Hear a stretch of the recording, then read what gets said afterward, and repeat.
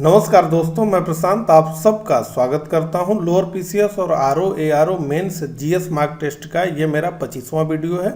इससे पहले इस सीरीज के कुल 24 वीडियो इस चैनल पे अपलोड किए जा चुके हैं। उन्हें अगर अभी तक आपने ना देखा हो तो आप इस चैनल पे चले जाइए, वहां पर आपको जीएस मार्क टेस्ट के नाम से एक प्लेलिस्ट मिलेगी। उस प्लेलिस्ट में इस सीरीज के सभी वीडियो आपको मिल जाएंगे, तो वहाँ जाकर आप उन्हें देख सकते हैं। तो चलिए इसी के साथ इस मार्क टेस्ट की शुरुआत करते हैं। तो पहला प्रश्न आपके स्क्रीन पे आ चुका है। निम्नलिखित में से कौन अर्थशास्त्र में उल्लेखित 18 तीर्थों में शामिल नहीं है? नायक, नागरक, दुर्गपाल और शुल्काध्यक्ष। तो इसका उत्तर है 1 का हमारा डी। आइए व्याख्या देखें और बातों को समझें। तो अर्थशास्त्र में सबसे उच्च अधिकारियों को तीर्थ कहा गया है और कुल 18 तीर्थों की चर्चा की गई है और इनके लिए महामात्र शब्द का उल्लेख मिलता है। तो यहाँ पे आप देखें तो मंत्री तथा पुरोहित, सन्निधाता, युवराज, नायक, ऐसे करके कुल 18 तीर्थों का जिक्र किया गया है अर्थशास्त्र में। दूसरे प्रश्न की तरफ बढ़ते हैं। वेदों में उल्लेखित 4 आश्रमों में निम्नलिखित में से कौन सा शामिल नहीं है? तो 4 आश्रम की बात होती है। गुरुकुल आश्रम, गृहस्थ आश्रम, वानप्रस्थ आश्रम, संन्यास आश्रम। तो निश्चित रूप से ये आसान प्रश्न है। गुरुकुल आश्रम ऐसा कोई आश्रम तो नहीं था। तो 2 का हमारा जो उत्तर है वो है ए। तो प्राचीन काल में सामाजिक व्यवस्था के 2 स्तंभ होते थे, वर्ण और आश्रम। मनुष्य की प्रकृति, गुण, कर्म और स्वभाव के आधार पर मानव मात्र का वर्गीकरण 4 वर्णों में हुआ, जो हम जानते हैं।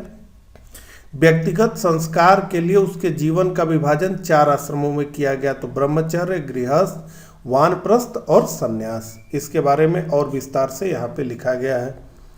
तीसरे प्रश्न पे हम आ गए हैं। निम्नलिखित पर विचार करना है। अभय मुद्रा, वितर्क मुद्रा, भूमि स्पर्श मुद्रा, करण मुद्रा। पूछा जा रहा है कि इनमें से कौन सी भगवान बुद्ध से संबंधित मुद्रा है? तो देखिए उपरोक्त सभी भगवान बुद्ध से ही संबंधित मुद्रा है। आइए व्याख्या में देखें। तो बात करें अभय मुद्रा की, तो यह मुद्रा निर्भयता को दर्शाती है। भूमि स्पर्श मुद्रा ये बुद्ध की मूर्तियों में पाई जाने वाली सर्वाधिक आम मुद्रा है। इसमें भगवान बुद्ध को उनके हाथ के साथ ध्यान मुद्रा में बैठे हुए दिखाया गया है। हथेली उनकी गोद में सीधी है तथा दाहिना हाथ पृथ्वी को स्पर्श कर रहा है। यह मुद्रा बुद्ध के ज्ञान प्राप्ति के समय की अवस्थाओं को दर्शाती है। अब बात करें करण मुद्रा की, तो यह मुद्रा बुराई से बचने का संकेत देती है। और इसके बाद बचा वितर्क मुद्रा, तो यह बुद्ध की शिक्षाओं के प्रचार और परिचर्चा का प्रतीक है।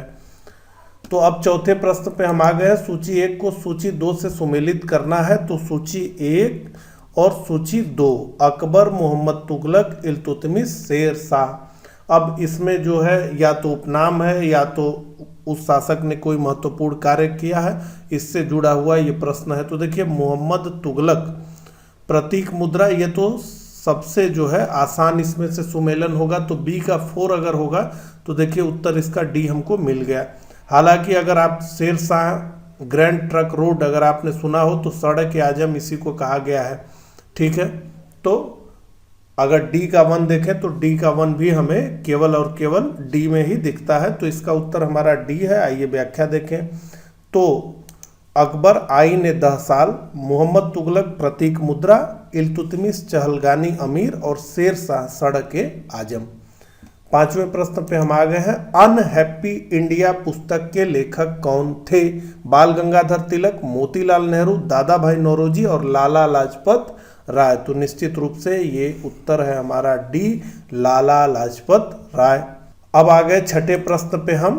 तो अभिकथन और कारण 2 चीजें दी गई हैं। पहला, अभी वर्ष 1928 में लाहौर में लाला लाजपत राय के नेतृत्व में साइमन कमीशन का विरोध आयोजित किया गया था। कारण, साइमन कमीशन में एक भी भारतीय सदस्य शामिल नहीं था। तो साइमन कमीशन का जो विरोध किया गया और उसे श्वेत कमीशन कहा गया, असल में इसीलिए कि उसमें एक भी भारतीय शामिल नहीं थे, सभी के सभी अंग्रेज ही थे। और इसलिए अभिकथन ए और कारण दोनों पृथकशः सही हैं और ए RA का सही स्पष्टीकरण है। तो कांग्रेस द्वारा दिसंबर 1927 में मद्रास में आयोजित अपने वार्षिक सत्र में साइमन कमीशन का बहिष्कार उसके संपूर्ण स्वरूप में करने का निर्णय लिया गया। साइमन कमीशन 3 फरवरी 1928 को इंग्लैंड से बंबई पहुंचा। इस कमीशन में सभी सदस्य अंग्रेज थे, इसलिए इसका देशव्यापी विरोध किया गया। 7वें प्रश्न पे हम आ गए हैं। निम्नलिखित में से किस शैवाल को अंतरिक्ष यात्री अपने अंतरिक्ष यान के केबिन के हाज में उगाकर प्रोटीन युक्त भोजन, जल और ऑक्सीजन प्राप्त कर लेते हैं? Chlorella, laminaria, anabaena, एक्लोनिया।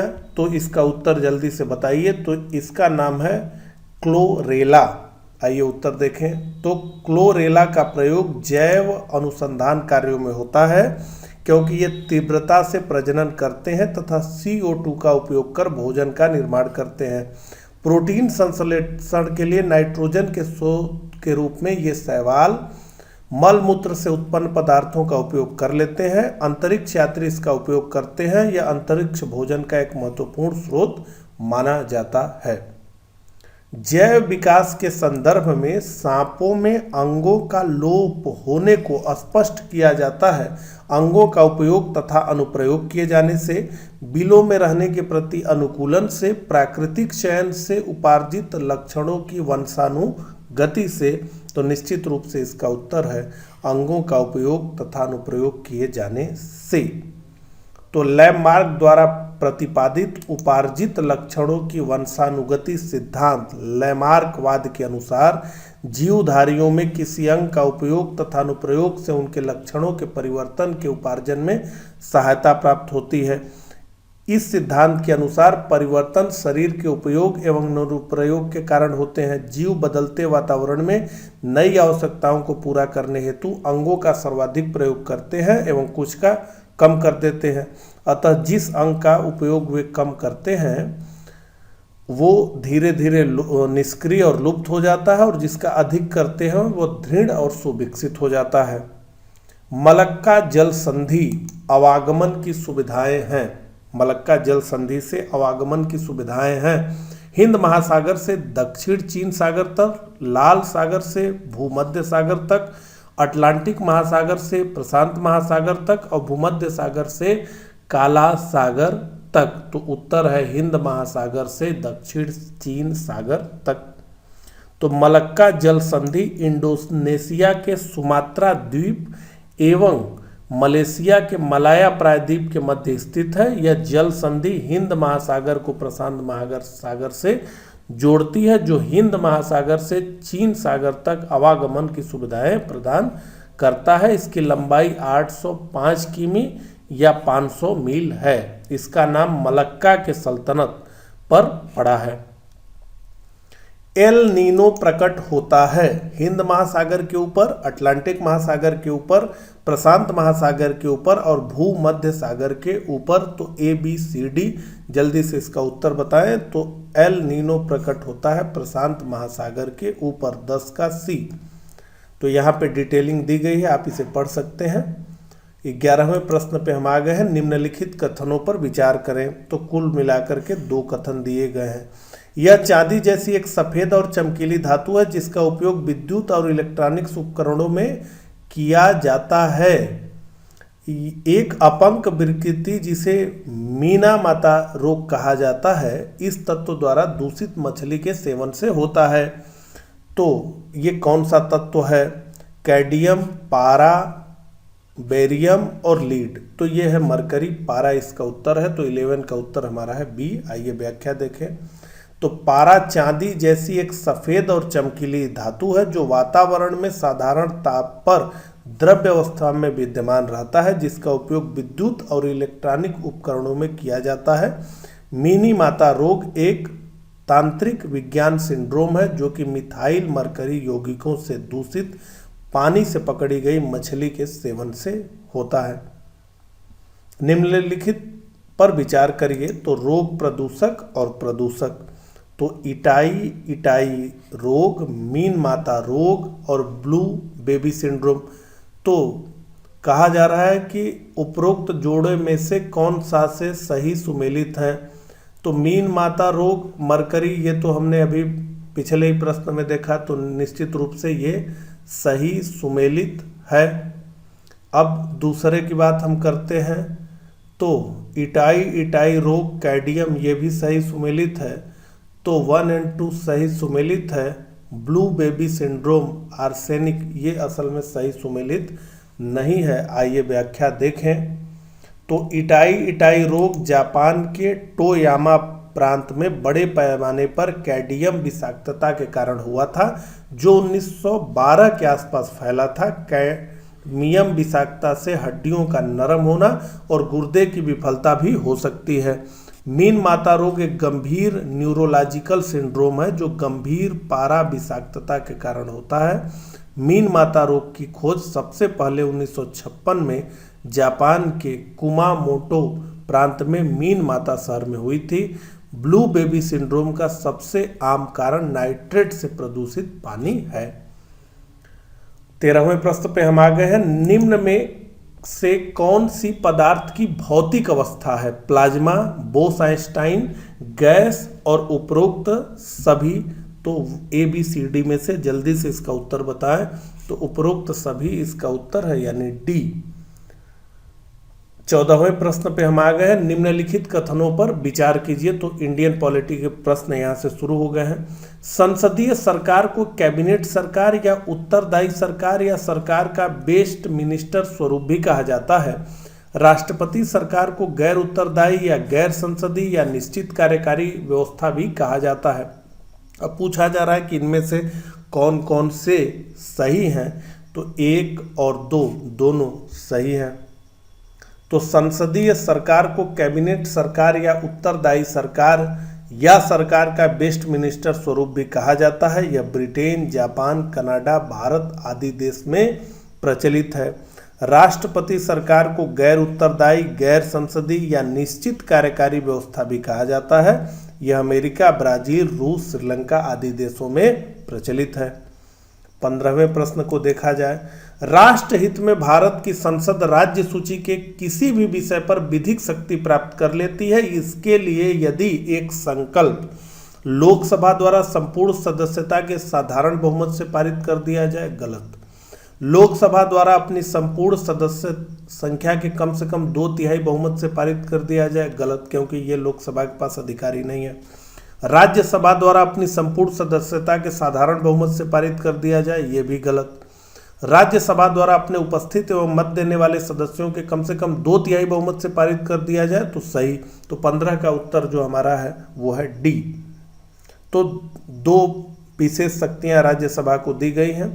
एक तो वो किसी भी राज्य सूची के विषय को कुछ समय के लिए केंद्र को ट्रांसफर कर सकती है, और एक अखिल भारतीय सेवा का वो गठन कर सकती है। ये यहाँ पे आपको दिया हुआ है, पढ़ सकते हैं। 16वें प्रश्न पे हम आ गए हैं। राज्य स्तरीय दल की मान्यता प्राप्त करने के लिए निम्न में से कौन सी शर्त पूर्ण होने की स्थिति में चुनाव आयोग द्वारा उस दल को राज्य स्तरीय दल के रूप में मान्यता प्रदान कर दी जाएगी? यदि कोई राजनीतिक दल राज्य विधानसभा की कुल सीटों में से कम 3% सीट या कम से कम 3 सीटें जो भी ज्यादा हो प्राप्त करे, बिल्कुल। यदि कोई राजनीतिक दल किसी राज्य में लोकसभा की प्रत्येक 25 सीटों पर 1 सीट या इसी अनुपात में सीटें प्राप्त करता है, बिल्कुल ठीक। यदि कोई राजनीतिक दल लोकसभा या राज्य विधानसभा के चुनावों में कुल वैध मतों में कम से कम 6% मत प्राप्त करता है और साथ ही कम से कम 1 लोकसभा सीट या 2 विधानसभा सीट जीत ले, बिल्कुल सही। यदि कोई राजनीतिक दल पिछले लोकसभा या राज्य विधानसभा के चुनाव में किसी राज्य में एक भी सीट जीतने में विफल रहता है, लेकिन वह राज्य में डाले गए कुल वैध मतों में से 8% प्राप्त करता है, तो पूछा जा रहा है केवल 1 एवं 3 कोई भी एक शर्त। तो इसका उत्तर है C, कोई भी एक शर्त इस चारों शर्तों में से पूरी होनी चाहिए। और जो चौथी शर्त है, इसे 2011 से शुरू किया गया है, पहले से ये शर्त नहीं थी, ठीक है। तो C इसका उत्तर है। 17वें प्रश्न पे हम आ गए हैं। भारत सरकार अधिनियम 1919 की विशेषताओं के संबंध में निम्न कथनों पर विचार कीजिए। तो केंद्र में द्विसदनात्मक विधायिका की स्थापना, लोक सेवा आयोग का गठन, प्रथम बार महिलाओं को मत देने का अधिकार, केंद्रीय बजट को राज्य के बजट से अलग किया जाना। कूट का प्रयोग करते हुए सही उत्तर का चयन करें। इसमें से कौन कौन सा कथन जो है सत्य है? तो केवल 2 सत्य है, केवल 4 सत्य है, 1 एवं 3 सत्य है और सभी सत्य है। तो इसका उत्तर है सभी सत्य है, 17 का डी। तो भारत सरकार अधिनियम 1919 के निम्न प्रावधान थे। भारत में प्रांतीय दैव शासन प्रणाली की स्थापना की गई, यानी प्रांतों में प्रांतीय विषयों को 2 भागों आरक्षित और हस्तांतरित में बांटा गया। विधायिका का विस्तार किया गया और 70% सदस्यों का निर्वाचित होना आवश्यक किया गया। प्रथम निर्वाचन मंडल का वर्ग और संप्रदाय के आधार पर विस्तार कर दिया गया, मुसलमानों से बढ़ा के सिखों तक चला गया। महिलाओं को मत देने का अधिकार प्रदान किया गया, आदि आदि। निम्न कथनों पर विचार कीजिए। तो 2 कथन यहाँ पे दिए गए हैं। अधिकतम संख्या का अधिकतम कल्याण सुनिश्चित करना ही लोक कल्याणकारी राज्य का उद्देश्य है।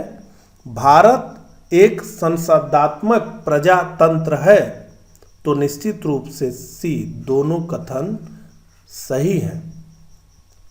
तो कल्याणकारी राज्य का आशय है राज्य द्वारा देश की अधिकतम जनसंख्या का अधिकतम कल्याण सुनिश्चित करना। कल्याणकारी राज्य में स्वतंत्रता एवं समानता को अंतर्निहित करने का प्रयास किया गया है। जैसा कि भारत एक कल्याणकारी राज्य है और यहाँ उल्लेखनीय है कि अधिकतम लोगों का अधिकतम कल्याण उपयोगितावाद की विशेषता है। हमारे संविधान के भाग 4 के नीति निर्देशक तत्वों में कल्याणकारी राज्य की अवधारणा निहित है और भारत एक संसदात्मक प्रजातंत्र को अपनाया गया है भारत में, और इसका आशय है शासन की संसदीय प्रणाली वाला प्रजातंत्र जिसमें राज सत्ता मूलतः जनता में निहित होती है। 19वें प्रश्न पे हम आ गए हैं। किसी देश की आर्थिक समृद्धि का सबसे उपयुक्त मापदंड क्या है? सकल घरेलू उत्पाद, प्रति व्यक्ति आय, सकल राष्ट्रीय उत्पाद और निवल घरेलू उत्पाद। तो निश्चित रूप से प्रति व्यक्ति आय ही किसी देश की आर्थिक समृद्धि का सबसे उपयुक्त मापदंड है। तो 19 का हमारा उत्तर है बी। तो प्रति व्यक्ति आय हमें उस देश के निवासियों को प्राप्त होने वाली औसत आय की जानकारी देती है, अर्थात यह बताती है कि उस देश में उत्पन्न होने वाली धनराशि को यदि बांटा जाए तो सबके भाग में कितना पहुंचेगा। किसी देश की आर्थिक समृद्धि को मापने का सबसे उपयुक्त मापदंड उसी प्रति व्यक्ति आय है उस देश की। नीचे दिए गए विकल्पों में से कौन सा सुमेलित नहीं है? अभिजीत सेन समिति दीर्घकालिक खाद्य नीति, बिमल जालान कमेटी आरबीआई के पास मौजूद कैपिटल रिजर्व की समीक्षा के लिए, सी रंगराजन समिति 2012 गरीबी रेखा के निर्धारण के लिए और केलकर समिति आरबीआई में सुधार के लिए। असल में यही सही सुमेलित नहीं है। तो आइए देखें। तो केलकर समिति कर संरचना में सुधार के लिए बनी थी। तो डी हमारा इसका उत्तर है। उत्तर प्रदेश में सर्वाधिक साक्षरता प्रतिशत वाला जनपद है? औरैया, इलाहाबाद, कानपुर नगर, वाराणसी। तो 21 का जो हमारा उत्तर है वो है सी, कानपुर नगर। तो आइए व्याख्या देखें। तो वर्ष 2001 की जनगणना अनुसार उत्तर प्रदेश में सर्वाधिक साक्षरता प्रतिशत वाला जिला कानपुर नगर था 2001 में, जिसकी साक्षरता दर थी 77.63। 2011 की जनगणना के अंतिम आंकड़ों के अनुसार सर्वाधिक साक्षरता प्रतिशत वाला जिला गौतम बुद्ध नगर है तथा दूसरा स्थान कानपुर नगर का है, लेकिन ऑप्शन में गौतम बुद्ध नगर नहीं था और इसलिए सी हमारा उत्तर था कानपुर नगर। 22वें प्रश्न पे हम आ गए हैं। उत्तर प्रदेश के निम्नलिखित नगरों का भौगोलिक क्षेत्रफल की दृष्टि से सही अवरोही क्रम क्या है? तो इसे आप पढ़ सकते हैं। तो इसमें से सही उत्तर हमें बताना है। तो हमारा उत्तर है डी, वाराणसी, गौतम बुद्ध नगर, बागपत, संत रविदास नगर। आइए व्याख्या देखें। तो उत्तर प्रदेश के नगरों का भौगोलिक क्षेत्रफल की दृष्टि से सही अवरोही क्रम है वाराणसी, गौतम बुद्ध नगर, बागपत, संत रविदास नगर। ठीक है। 23वें प्रश्न पे हम आ गए हैं। विश्व का सबसे बड़ा ज्वालामुखी किसे घोषित किया गया है? किलिमंजारो, माउंट एटना, माउना लोआ और पोहोहुनु ज्वालामुखी। तो इसका उत्तर है पोहोहुनु ज्वालामुखी। 23 का उत्तर है डी। आइए व्याख्या देखें। तो हाल ही में हवाई स्थित पोहोहुनु, कई प्रकार से इसका प्रोनाउंसिएशन लोग कर रहे हैं, ज्वालामुखी को विश्व का सबसे गर्म व बड़ा ज्वालामुखी घोषित किया गया। इसके पूर्व इसके पास स्थित माउंट लोआना को सबसे बड़ा ज्वालामुखी माना गया था। सूची 1 को सूची 2 से सुमेलित कीजिए तथा सूचियों के नीचे दिए गए कूट से सही उत्तर चुनिए। तो सूची 1 में योजना है, सूची 2 में किस वर्ष ये प्रारंभ की गई इसके बारे में है। तो कूट से इसका सही उत्तर हमें चुनना है, तो डी इसका उत्तर है। आइए व्याख्या देखें। तो एक एक करके सभी योजनाओं की बात करते हैं। तो अमरूत, ठीक है, Atal mission for rejuvenation and urban transformation योजना शुभारंभ हुआ 24 जून 2015 को। इसके बाद उड़ान उड़े देश का आम नागरिक शुभारंभ हुआ 27 अप्रैल 2017 को। उद्देश्य है देश के आम नागरिकों को सस्ती हवाई यात्रा कराना। आयुष्मान भारत प्रधानमंत्री जन आरोग्य योजना शुरू हुई 23 सितंबर 2018 को रांची झारखंड से। उद्देश्य है गरीब परिवारों के लिए 5 लाख तक का कैश रहित स्वास्थ्य सुविधा निःशुल्क उपलब्ध कराना। प्रधानमंत्री किसान सम्मान निधि योजना शुभारंभ हुआ 1 फरवरी 2019 को। उद्देश्य है देश के सभी किसानों को प्रति वर्ष 3 किस्तों में 6,000 रुपये की सहायता प्रदान करना। अंतिम प्रश्न पे हम आ गए हैं। निम्नलिखित कथनों पर विचार कीजिए। भारतीय लोक कला को बढ़ावा देने के उद्देश्य से उर्वरक विभाग के अंतर्गत सार्वजनिक क्षेत्र के एक उपक्रम नेशनल फर्टिलाइजर लिमिटेड ने नोएडा स्थित अपने कारपोरेट कार्यालय की बाहरी दीवारों को वारली पेंटिंग से सजाया है। वारली पेंटिंग का संबंध बिहार से है, जो वारली जनजाति की रोजमर्रा की जिंदगी और सामाजिक जीवन का सजीव चित्रण है। तो पूछा जा रहा है कि उपरोक्त कथनों का उपयोग कर सही कूट का चयन करें। तो 1 सही है और 2 गलत है। असल में ये बिहार नहीं महाराष्ट्र से संबंधित है। तो 25 का हमारा उत्तर है ए। आइए व्याख्या देखें। तो कथन 1 बिल्कुल सही है, कथन 2 सही नहीं है। तो वारली पेंटिंग का संबंध महाराष्ट्र से है, जो महाराष्ट्र की वारली जनजाति की रोजमर्रा की जिंदगी और सामाजिक जीवन का सजीव चित्रण है। तो वारली जनजाति महाराष्ट्र की एक बहुत बड़ी जनजाति है, जो आज भी शहरीकरण की आबोहवा से दूर पश्चिमी भारत के मुंबई शहर के उत्तरी मध्यांचल में बसी है। वारली पेंटिंग चित्रकारी वारली जनजाति के लोग मिट्टी से बने अपने कच्चे घरों की दीवारों को सजाने के लिए करते हैं। इन चित्रों में सामाजिक जीवन के विषयों का चित्रण किया जाता है। तो इस प्रकार से ये मार्क टेस्ट यहीं पे समाप्त होता है। मिलता हूँ इसी तरह के अगले वीडियो में, तब तक के लिए आप सभी को नमस्कार।